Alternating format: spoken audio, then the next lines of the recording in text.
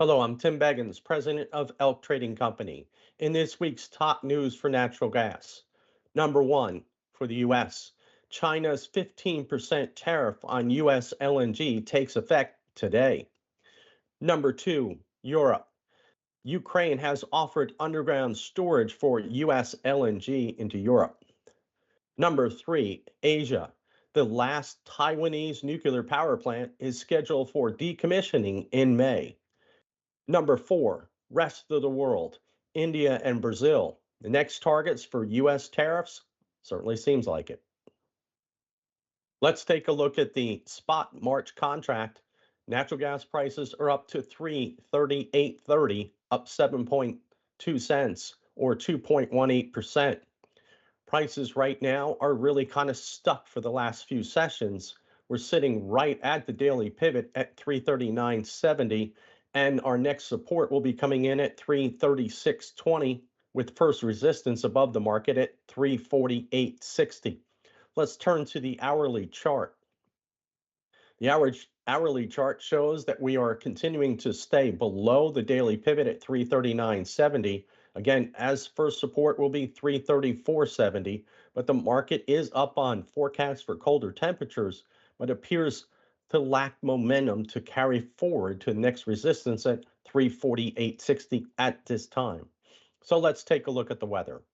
That pool of cold Arctic air continues to pool in eastern Siberia, across the Arctic, and into Canada, where we continue to see one, two, three punches into the US over the next 2 weeks.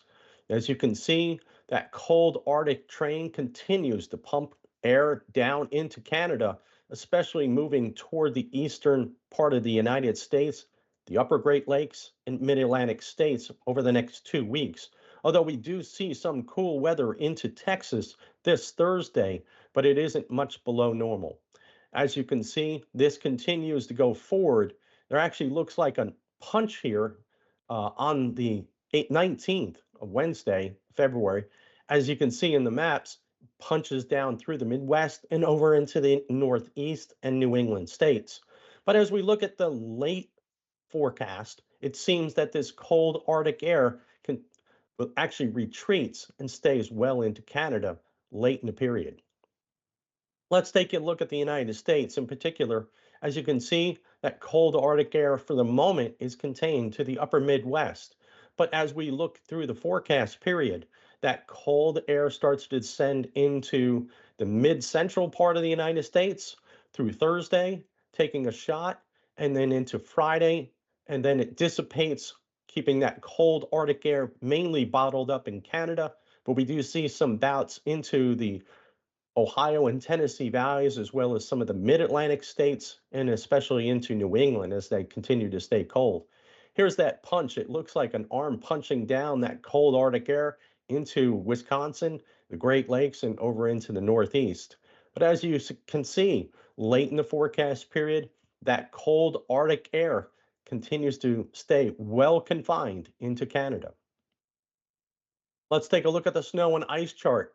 Hudson Bay is completely frozen over with ice, which is allowing that cold Arctic air to drop right across that body of water and into parts of the mid Atlantic states and New England. As you can see, there's plenty of snow across the upper Midwest, Great Lakes states, and parts of New England.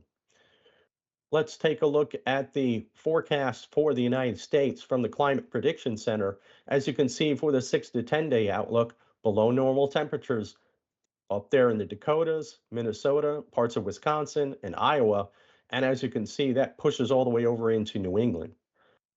For the 8 to 14 day, that cold air, as you can see, comes down as far south as Texas, but mainly confined to the Great Lakes states and much below normal temperatures to New England.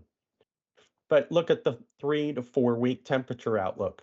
Yes, there is still some below normal temperatures across the upper tier of the United States, but there's now above normal temperatures in the desert Southwest, across Texas, the US Gulf Coast, and Florida. Let's take a look at Europe. Europe is going to be cold.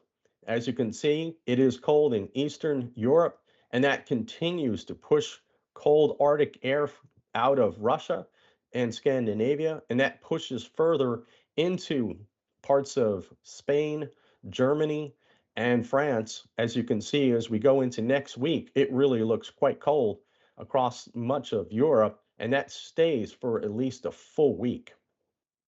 But look at Asia. Asia is much of the same. Cold air across the Koreas, parts of Japan, but mainly that cold Arctic Siberian air is still contained in Russia and Mongolia. As you can see, there is still some warm temperatures showing up in the forecast across the southern provinces of China. And this continues out through the outlook, which means much of the same going forward for Asia. This will allow them to divert cargoes into Europe to capture some of those profits. And taking a look one more time at the recap, natural gas prices are currently trading 338.90, up 8 cents or 2.42%. As you can see, we're still well contained within our two daily pivots, and it looks like this is going to hold for at least the next two sessions. Let us know your thoughts in the comment section below. Please hit that like and subscribe button. Thanks for listening. We'll see you soon.